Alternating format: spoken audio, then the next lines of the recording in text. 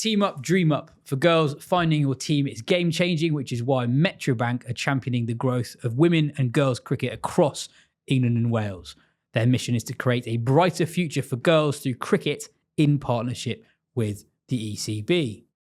Hello and welcome to the Wisden Women's Cricket Weekly podcast. About a month ago, we did an episode on the trans ban in women's recreational cricket, why it's been brought in, the effect it's had on the trans women who were overnight effectively banned from the communities many of them have been part of for decades and decades. This week, we revisit that story through the lens of a piece that Katya has written for Wisden Cricket Monthly that came out last week. But first, in part one, let's hear from Lauren Winfield-Hill on the latest news regarding the England squad for the India series that was announced last week and the latest action from the Blast.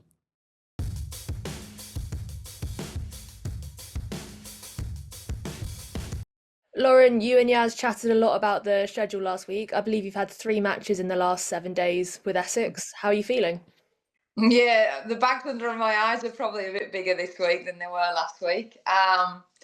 But yeah, it's been full on. It's quite nice. Like it sort of feels like we've got one more game and then a bit of breathing space, which is quite nice. But yeah, it's been busy. Lots of travel, lots of games. But yeah, really enjoying it. It was a bit of a tough one to swallow yesterday with the defeat. Like I feel like with Essex, like we're really close, but you can just tell it's a team that's quite young and not used to just getting over the line in those close scenarios. But we're getting there. We're getting, I think we're playing some pretty decent cricket. We're just not quite getting the results for it. But yeah, very enjoyable period at the minute. I think it's always nice when the sun's shining and it feels like summer and it feels, very much we're in the midst of the cricket season. So yeah, all good. Home for a couple of days, which is nice. And some of those young guns, I mean, Cordelia Griffith played a really good innings the other day for you. And also Esme McGregor, who is the leading wicket taker in the T20 Blast at the minute. She's by far and away the leading wicket taker, actually. She's got 16 wickets at just over 12s apiece. Took 3 wickets against tabletoppers Surrey earlier this week. She's 20 years old, in her first full year where she's properly in the first 11 for a professional side. She seems like she's bolted from nowhere. Yeah, she has a little bit. And I, to be honest, I didn't know an awful lot about her until obviously going down on loan to Essex. Played against her in that FA Cup style fixture. But yeah, she's a great young bowler, good athlete. Probably gone under the radar a little bit, but has been slowly chipping away in the wings at Loughborough. And obviously that benefits a lot of youngsters being on a programme there. But yeah, she swings the ball. She's got nice change ups. I think she's sort of learning her trade of when to use what. But she's taken some really key wickets as well. It's not just like the bulk of wickets. It's sort of who she's dismissing and when. She sort of seemed to be our like go-to bowler in those situations where we need a wicket. I think we were sort of joking in one of the review meetings, is saying getting both Harrises is no easy thing to do. So yeah, just that just shows that she's taking down some really high quality players. And in between the Blast stuff, we've had an England squad announced last week now, I believe. The big news from that was that Sophie Ecclestone is back in the squad. She comes in for Sarah Glenn. Paige Schofield, Izzy Wong and Em Arlott also retain their places from the T20I series against the West Indies. Lauren, what do you make of the whole Ecclestone saga? Because only a few days before we were told she was back in the squad, we were told she was taking a break from domestic cricket to manage another injury, which was a different injury for the one that she had at the beginning of the summer when she was left out of the West Indies squad. The narrative's sort of changing all the time, isn't it? I feel like this is probably more closer to the truth, the last one, in terms of taking a break and just needing a bit of a respite. I think if you look at Eccles is, even from the minute she's got into international cricket, she sort of rose to stardom straight away. And she sort of hasn't really taken her foot off the gas since. She's played in all the franchise comps. She's the sort of player that's played in every single series. And I don't know this, but it's probably all catching up with her a little bit. And I think when things don't go quite to plan, like in the Ashes, and obviously there's a few different bits that went on off the field there with the interview scenario, etc. You know, you need to take a back seat sometimes and just gather yourself and take a little bit of respite and a bit of breathing space. And now I don't know about these, like, this is not, you know, I don't know from a physio point of view, like if the injuries are there or not there. But I think that taking a bit of space from a mental health point of view is, you know, I think that's really brave. And like, let's not beat about around the bush. Like, any team with Sophie Ecclestone in it is a better team. But Sophie Ecclestone not at her best is not what, you know, that is not what any team wants either. You know, you need all players to be mentally and physically in prime condition to play international cricket and to bring their best every day. And if she can't do that, and she's felt that she hasn't been able to do that, then that's the right thing to do. And sometimes you just need a bit of time outside of it to then be able to come back in and be refreshed. I hope we get that version. I hope that she's managed to do what she needs to do, fill up her cup, and then she comes back into this India stuff sort of raring to go, because it's been a tough time for her. You know, she's been under a lot more scrutiny. She's pretty much, you know, she came in at 16 years old and took the world by storm, and really she hasn't had a whole lot of bumps in the road. You know, she had a couple of injuries here and there, but the trajectory has been, you know, from strength to strength, world number one. Like, you know, she's getting picked in all these comps for, you know, in the first few picks. Like, it's all been very positive. And this is probably the first real hurdle for Soph to get over. And the first time she's been under real scrutiny. But yeah, I think it was a brave decision from her. It's a brave decision from Charlotte Edwards. But I think it's pretty obvious that you need to play, like, you can't, having played international cricket, you cannot keep putting yourself out on the front line for the whole world to judge you if you don't feel right, like whether that's physically or mentally. And it's not a nice place to be if you are sort of keeping going and keep putting yourself out there, but it's probably not where you want to be and how you want to be feeling. So I hope that she comes back in a better place. The England team need her. You know, we know that Lindsay's performed incredibly well, but you can play two left armers in a team, you know, and especially in India. It's not like one has to go out for the other to come in. They're very different bowlers. So yeah, I think this is the first real hurdle that she's had to hop over. There's not a lot of time, is there, really, between the World Cup as well? Like, if you don't play this series, you want to, at some point in this series, Lottie's got to play a best 11 that she thinks can win a World Cup. And clearly that's got Sophie Ecclestone in it. So it's important that she's part of this series. And, you know, they have a look at something like what their best formula is. Mm. It's interesting listening to hear you talk about Ecclestone and her career and how there's really been no bumps in the road. She's just turned 26. She's been the best bowler in the world for so long. As someone who is a senior player and has been a senior player in sides for a while, how difficult can that, when suddenly everyone is looking at you in the dressing room in times where it's really hard? We've just had that Ashes series where it's been absolutely dire and other people are being looked to in the changing room. How tricky can that be when you suddenly realise, oh, I'm actually the person who needs to make a difference here? It's completely right. Like, you turn to your senior players, and I think, you know, she's massively viewed as that in that England changing room. I think, you know, when you are under extreme pressure like that in the Ashes, and she is so competitive, like, she hates losing. You know, she's a competitive beast. It's why she's so good in high pressure situations, because her will to win is extremely high. And when you're constantly getting battered game after game, that's incredibly hard, and it challenges you as a player and a person. It challenges, you know, how you bounce back and how you deal with adversity, and if you're not used to dealing with that, like if you are used to dealing with things generally going well for the team as an individual for her, certainly. Like it's always, there's not even games when she's got it incredibly wrong, where you think, wow, someone's absolutely taken her to the cleaners there.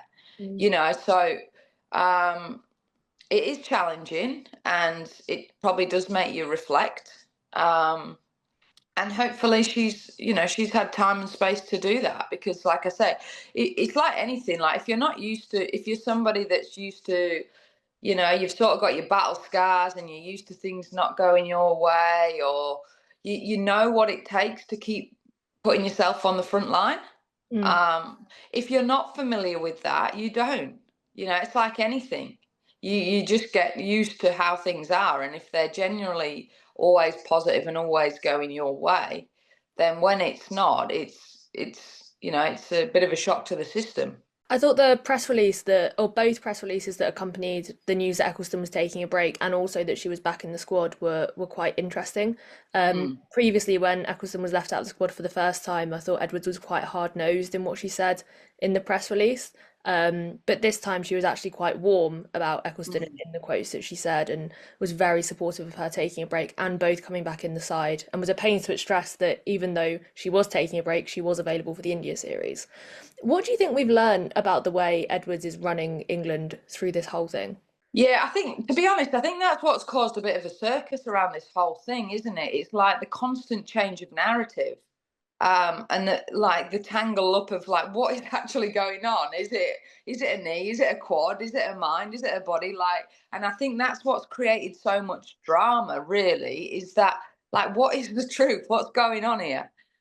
So I don't think that ECB have necessarily helped themselves in that way, in terms of, you're always trying to do right by players and protect players, but I think because it's bounced from story to story so frequently, it's kind of led everybody else to fill in the gaps and actually question like what is going on. But yeah, I think with what it says about Charlotte Edwards is that she wants the players to be at their best, and she's not willing to sort of take people that don't feel like they're there and compromise on the team. And I think what Charlotte Edwards' philosophy, I spoke to her only the other day actually at Chelmsford, and it's it's very clear her philosophy is a performance, it's a performance environment, and if you're performing, you've got a chance, and if you're not, then you're under pressure. And the whole country's lifted because of that. The amount of people playing domestic cricket, like we've absolutely banged the drum for that. And she's willing to chop and change, and to bring people in who are performing well, and to rest people and to take people out the firing line who aren't. And it's quite simple, isn't it, really, when you think about it? It's like, if you're playing well, then you're somewhere near, and if you're not, then you're not. I think she's less about brand and style and personnel and all that sort of stuff. She's more about who gets the job done, like who are the match winners, who make big contributions. And it's team first. What's on the front of the shirt, not what's on the back of the shirt. And she wants, she clearly wants people to be pulling their weight and to be putting in consistent big performances. She don't want 20 off 10 balls. She wants 80 off 50. She wants hundreds in ODI cricket. I think she's got a very clear idea of what it takes to be successful in 50 over cricket, which I think has been potentially lost at times. It's all about intent and bravery and take the game on. And she's gone, well, no, actually, it's about not being 4 down at 30 overs. It's about, people getting hundreds. There's been change. She's been willing to make change and reward people for performance. And one of those that she has made a change for is Sarah Glenn, or the only one really she made a change for in this series. I was looking at Sarah Glenn and I was thinking, yeah, that kind of makes sense for Sarah Glenn to be the one to miss out, for Ecclestone to come back in. And then I looked through her T20 stats from last year, and she's actually done incredibly well over the last year. So some of those stats, no England bowler took more wickets than Glenn did in T20Is last year. No England bowler apart from Alice Capsey took their wickets at a lower average, of which Glenn's was 10.84. And no England bowler had a better economy rate or strike rate. She also took 4 or more wickets in an innings 3 times, which is more than all other England bowlers combined in T20Is. With stats like that, why has she been the one to make way for Ecclestone? Yeah, no, it's a really tough one for Glennie, and I don't think that would be a call that was taken lightly either. I think that would have been a really tough call for the selection panel and for Lottie and Nat, I guess. I think maybe a part of it ties into what Lindsay offers as an all-round package. I think when you put out a statement in terms of like the fielding issues, you have to then make sure that you are picking the best fielders as well, and that can contribute in multiple areas. And I think that might play a part into it in terms of what Lindsay probably Ecclestone versus Glenn. I think it's pretty obvious that you would pick Sophie Ecclestone. She offers power lower down the order. And then so it's probably the Lindsay, and Lindsay's done incredibly well. But what Lindsay does is she's such a good fielder.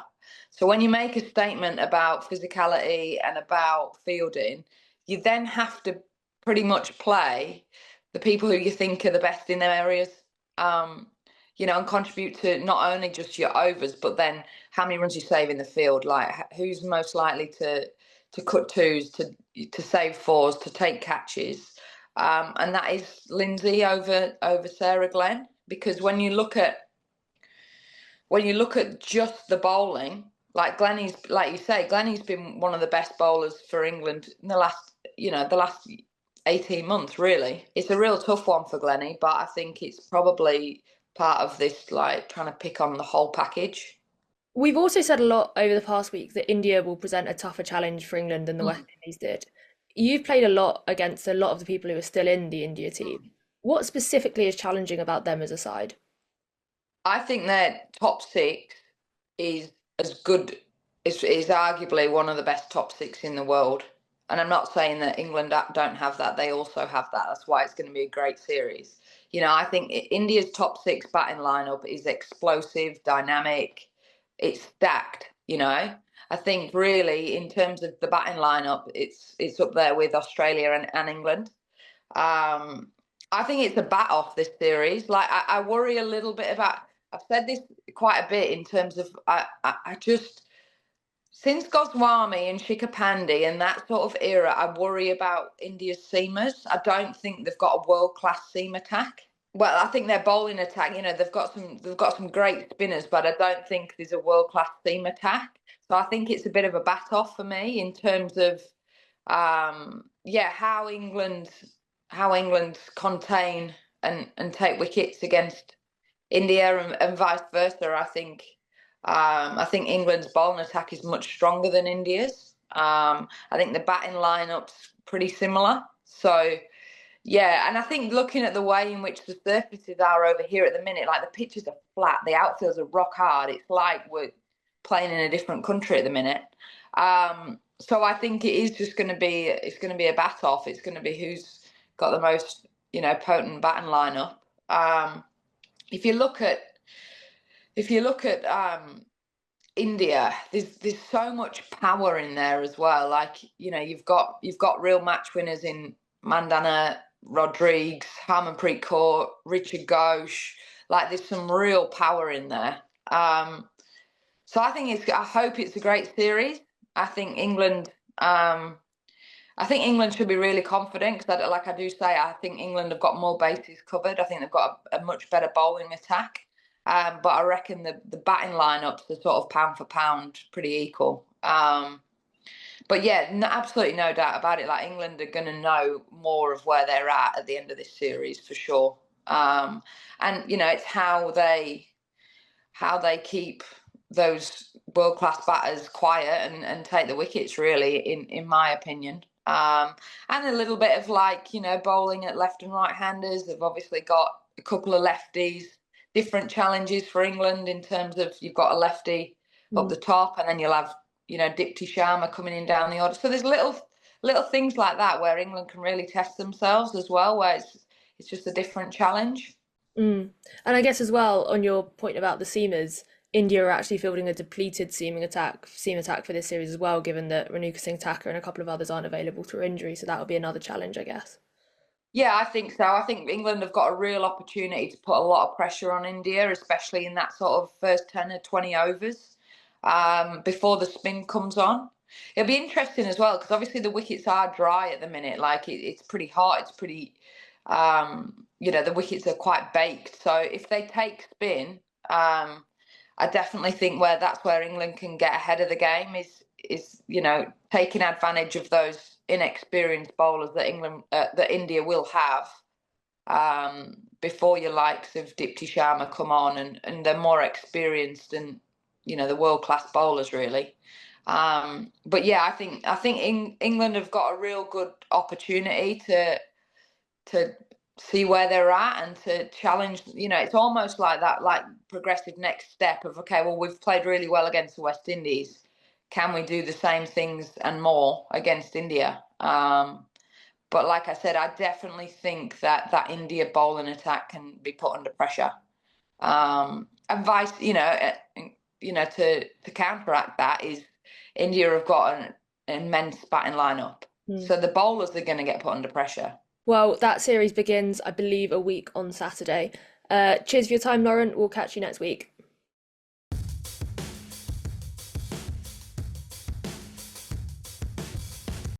So first things first, I think that if you want to hear the full context for this discussion, I would start with the episode that we did about a month or so ago. It explains why the ban came in, etc., etc. Today, we're going to hear from some of the people that Katya spoke to in her piece in a bit. But first of all, Katya, do you want to explain what the gist of your piece is a month or so after the news came through?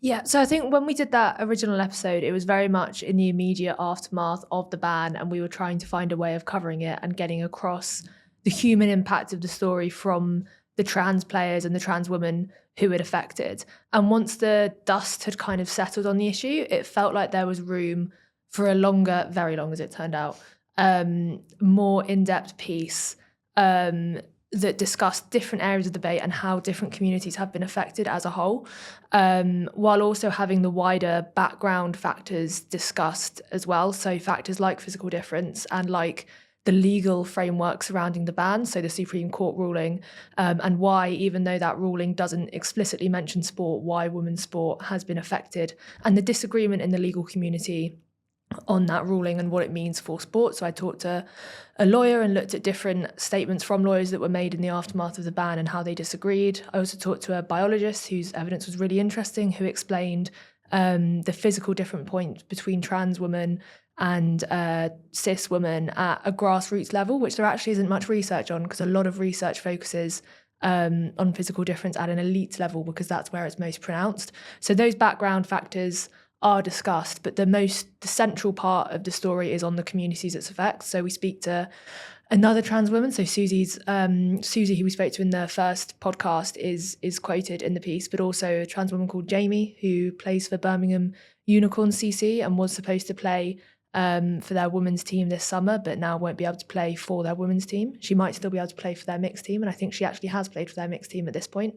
And we also speak to members of the LGBTQ community and advocacy groups for the community on how that ban has affected the wider community as a whole and what the next steps are going forward for both trans women who want to still play on women's teams and want to still play cricket, and for what the LGBTQ plus community's relationship with the ECB and the game in England looks like as a whole now with that ban in place. We're going to hear from a few voices, but first up, let's hear from Jamie, as Katya said, a trans woman who plays for Birmingham Unicorn CC. I was very late getting into cricket, really. Both playing and watching. Really started watching cricket in my early 20s, mid 20s. Kind of fell in love with the game quite quickly. And then late 20s, there was the the company that I worked for used to do a bit of through the summer, they would do some nets on a Friday. So I kind of went along to that, made friends with a few people there, who mentioned that they had a team that were looking for players at the lowest possible level. So it was like the bottom division of the Leicestershire leagues. So I went along, played for them for probably, I want to say about 18 months, so not a very long time at all, prior to me coming out. And I really enjoyed playing. It was, like I say, it was the lowest possible level. You weren't expected to catch anything. It was more a miracle if you actually did catch something. We didn't win too many games, but it was a lot of fun. It was just a good social.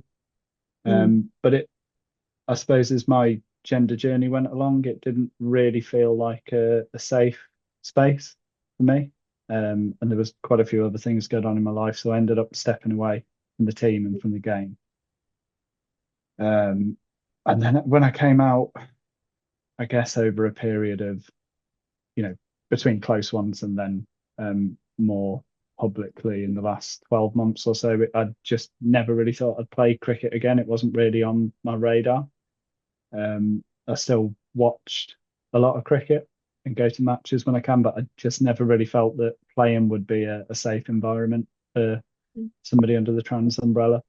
And that was really until I came across the Birmingham Unicorns in over Christmas last year. So only very recently in January this year started training with them in the winter nets, which is just a really, really good inclusive space for everybody. And then subsequently played the last couple of weeks in some of the matches with them in the mixed teams, I guess. And I think when I joined the team, I was always welcomed within the women's team as well. So the expectation was to play for the women's team as a trans person. Obviously everybody's been welcoming and lovely and obviously very supportive after the ECB announcement. So that's a really, really quick kind of summary of my very low level background in cricket. That's great. And you mentioned that you didn't feel that cricket was ever going to be a safe space for you prior to coming out. Why did you feel that? I think having spent time on a team and in the changing room in a male environment, that was never really a place that I identified with and felt comfortable anyway, and I guess always kind of faked it. But you hear a lot of misogyny and across not just the LGBTQ community, but women as well, in a very cishet male dominated space. So seeing it from that side of the fence really gave me that impression that it wouldn't be a safe place to come out. It kind of on one hand feels like I haven't lost anything because I haven't played for the women's team yet, but at the same time I've lost everything because I'll never get that opportunity to play as my authentic self with the other women on the team. So it was upsetting. Obviously I was upset, had a bit of a cry about it, and then like the rest of the community does in the wake of the ruling, we just have to pick ourselves up and deal with it and keep fighting. How would you like to have seen the ECB react to the Supreme Court ruling? Because from our conversations with them, it was very much we haven't had many conversations because they've not really been that open about it, but it was very much we're going to get sued unless we do this. It's nothing to do with us. It's out of our hands. That feels a bit disingenuous as far as I'm concerned. The Supreme Court ruling was nothing, like you say, it was nothing about performance in sport. It was about there being legally allowing proportionate means to segregate single-sex spaces based on biology. Rightly or wrongly, that's not necessarily what we're here to talk about, but it absolutely wasn't a legal mandate for sporting bodies to make these decisions. That I can almost understand on one hand at professional level, and maybe it needs to be done on a case-by-case basis, and whether hormone testing is correct or not is a different debate. But we're talking about grassroots cricket. We're talking about people recreationally trying to enjoy the game, and I feel like they've remove the willingness for an already marginalised group of people to be able to participate in having fun on the weekends. You know, people like myself have got no aspirations of ever playing professional cricket. It's a social, it's good fitness, it's good for your mental well-being. But nobody is being put in danger by the obviously cricket always has an element of danger because it's a hard ball being hit in some instances very, very hard. But myself and the trans players in our team, we are not pace bowlers. We are not the fastest bowlers. We do not hit the ball the hardest. There are cisgender women that are far better cricketers than us on the team, that have just as much capability of harming somebody with the ball or with the bat than we do. So feels like it has nothing to do with protecting people in this context. In the professional game, Katya, one person who's been very vocal around all this is Hampshire's Nancy Harmon. And it is worth reiterating to people who may be new to this story that this ban is specifically for the recreational game. There had previously been a ban already in place for the professional game. Yeah, so the ECB banned, as we spoke about in the previous episode, the ECB banned, I think it was last year now, trans women from competing in there.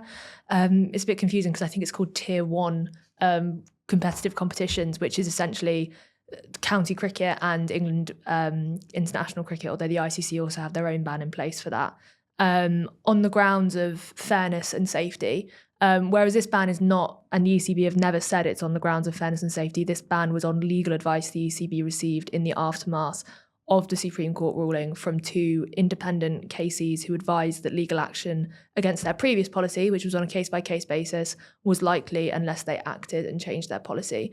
That's also unpicked slightly in the piece, but Nancy spoke very articulately about the position the ban puts her in, the recreational ban puts her in, as someone who is a member of the LGBTQ community and also someone who has a member of their close family who is a trans woman, as a cricketer, and as someone who does education events and education stuff for the ECB on EDI issues, and also plays in ECB competitions which trans women are banned from. So she spoke very articulately about that. She also spoke about sharing female spaces, and the debate around trans women being allowed in female spaces, which they are now not if you brand those female spaces as for women only, and the complexities around that as well, and the differences around that. So she spoke really, really well about that. And specifically with Pride Month as well, there's an added, not complication, but it is complication from the professional game, given that there is this ruling and it is literally exclusive to a big part of the LGBTQ community. Yeah, so Nancy spoke about that really well as well. She talked about the uncomfortableness of if the Rainbow Laces campaign was rolled out in the same way it had been in similar years. She said that in previous years, she's actually asked the ECB for specific trans inclusive coloured rainbow laces that she can wear. I don't think that's going to be a provision this year.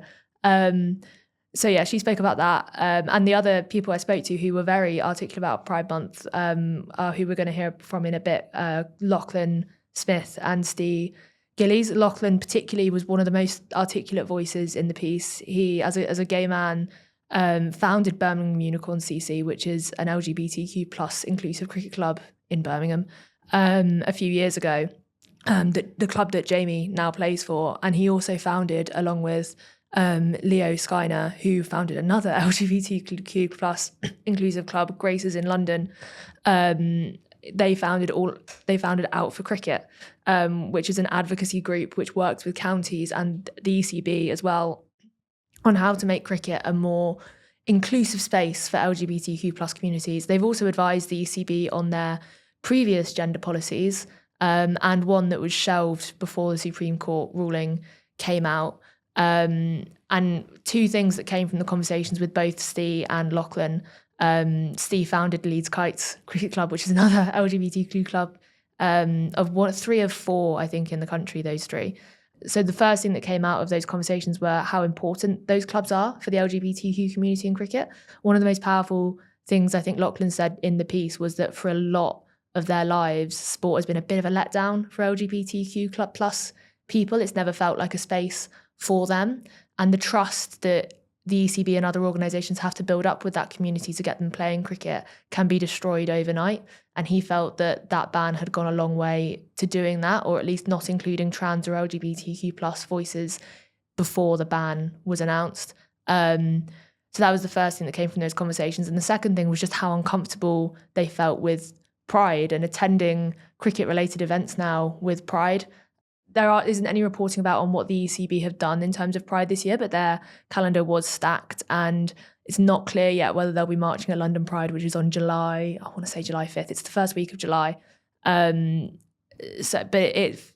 speaking to them, it's put them in a very difficult position where they don't feel like that is appropriate to be doing in a community that has been marginalised since the dawn of time, that now being part of Pride events that are run or attended by the ECB who are marginalising a specific part of that community. I'll also say from that point that there was a conference up in Derby shortly after the ban was announced, which representatives from the ECB attended and was put on by Lachlan and Out for Cricket to talk about the next steps for the ban and also vent, I think, at the ECB as to what their feelings were. From speaking to Lachlan afterwards, it was quite an intense and emotional conversation. And I think he was fairly positive that the ECB listened. I think others at the conference weren't as positive that the ECB listened. They've been offered a meeting with Richard Gould later in the summer, which I think they're quite keen to get a trans person along to, just to illustrate the strength of the feeling on the ban. And there's also a petition that's due to be launched that basically asks for them to be listened to a bit more in these decisions rather than have them kind of mandated down to them. Well, here are Lachlan and Steve. One of the things that I think people don't understand, and there will be people out there who do not give a shit about this, and I get it, but LGBTQ people don't play cricket because that's the mindset. But for the community, and this is something we've always said to the counties that we work with, and some counties have got this better than others, is that if you're going to work with the community, and this is a community that's not really had any particular involvement in cricket, particularly on the men's side, but even on the women's side, like, yes, we do have some high-profile professional women playing, and that's fantastic. But right across the whole LGBTQ spectrum, for a lot of people in that community, sport has been a bit of a letdown for them for throughout their lives. And to build that trust up, to get people back out there playing, coming along to games, getting involved in whichever way suits them, takes time. And so a couple of county clubs have really got that and have taken their time in working with their local community and are starting to see results. But the point we've always made to them, it only takes one fuck up, basically, and you can destroy all that trust overnight. And so, there's people in our community now, the broader community, who are also thinking, well, is cricket really the game for them? Like, if they're excluding trans women now, then when am I, as a lesbian woman or a gay man or whatever it might be, what's my space in the sport as well? And I think this will come up. I expect this will come up on Wednesday, because we need to have a think about that and what the future looks like. Because at the moment, I don't really know. Leo doesn't really know, and we're trying to work that out. Like, I mean, one thing that has been crystallized, I guess, for us has been, we would often get pushback, like, a lot of LGBT sports clubs do, not just in cricket, in just generally. You get pushback like, why do you need to have, a separate club and things like that? And you try and explain to people the importance of these spaces to, sometimes it's a gateway for people to get back into the sport. Sometimes it's all they ever want to do and they want to be with their community, and that's fine. But it's crystallized for me that, this is why we need these clubs, because these clubs will enable people to continue playing, even those who are banned. And it's not a perfect solution, but it does clearly crystallize for me why these clubs are needed. So at Unicorns, we've got, I was talking to Leo this morning, I think we've got like maybe 8 to 10 trans non-binary members, something like that. And of those, at least a couple of them were trans women who played in their local clubs, trans women's teams. And obviously that's stopped. They both had to stop playing. But they've both said that they will play as much as possible for unicorns now, because it's their only outlet, really. Like, one of them had been playing women's cricket for a decade, and she doesn't feel comfortable going back into open cricket. And the other one, actually, sadly, was due to play her first league game on the Sunday for the women's team, and then the ban came in on the Friday. That was going to be her debut. So,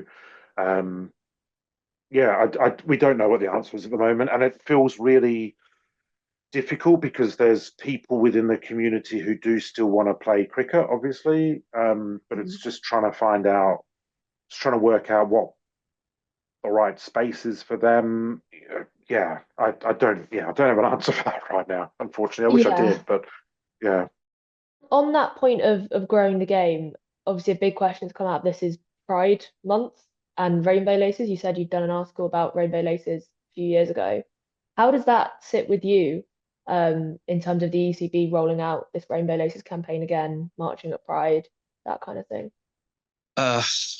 I've honestly been trying to grapple with that since the news came out, or even a couple of days before the news came out and the rumour mill had already sort of said this is happening, sort of thing. And I don't know, what can you say? Like, I have to sort of think a lot before I speak, because I still have so much anger about this decision. I feel like if the ECB approached us to do something with rainbow laces, my initial gut reaction is, frankly, how dare they? How dare you try and save face? That's essentially what it is at that point. It's saving face. It's corporate pride. It's we are saying that we are inclusive. We are saying that we love having queer people in cricket and that we want LGBTQ people to feel welcome, but our actions are suggesting the complete opposite. And that's tough, right? Because we've sort of walked with Leeds Pride in the last couple of years with Yorkshire County Cricket Club. And for the people who have attended, that has been very important to them. I know last year, one of our members who walked, it was their first ever Pride. They're not still fully out in their day-to-day lives. And being able to come along and walk and be part of the parade was such a big deal for them in terms of like their journey and their sort of confidence as sort of like a queer person. And now it just feels disingenuine to do that again. And obviously, like the counties and the county boards are going to have to sort of toe the line, right? Like, so when our county comes and asks us, they're going to have to follow the same policy, right? And I feel like there's a lot of people in these institutions that disagree with this policy, but ultimately it's come from the top down and there's not a lot that we can do. And I honestly don't know. I honestly don't know what it means. Personally, I right now, I don't feel comfortable with associating with the ECB. We can go in terms of rainbow laces or anything to promote LGBTQ stuff in cricket, because it's not sincere, or it doesn't feel sincere. And until that they show they had a real opportunity, right? When this ruling came in, they want to be the most inclusive sport in the country. We've already got, former Supreme Court judges questioning the interpretation of this ruling and saying this might not mean what the majority of people have interpreted this as meaning. There's no obvious legal requirement to enforce this ban. It would have been a perfect opportunity if the ECB really cared about being inclusive to say, we're going to take a stand and we're actually going to get behind the trans community and we're going to not withhold this ban. Our previous policy of judging on a case-by-case basis worked pretty well. It wasn't perfect, but it worked pretty well. We have faith in that, and we have faith in sort of the community and the leagues and stuff to keep working as we have. And that would have been a real good sort of sign to the community, I think, that they've got our backs. But, that's not how things have gone, unfortunately. That is everything for today's show. This won't be the last time we talk about this. So get in touch if you've got any questions, podcast@wisden.com. Cheers for listening. We'll be back next week.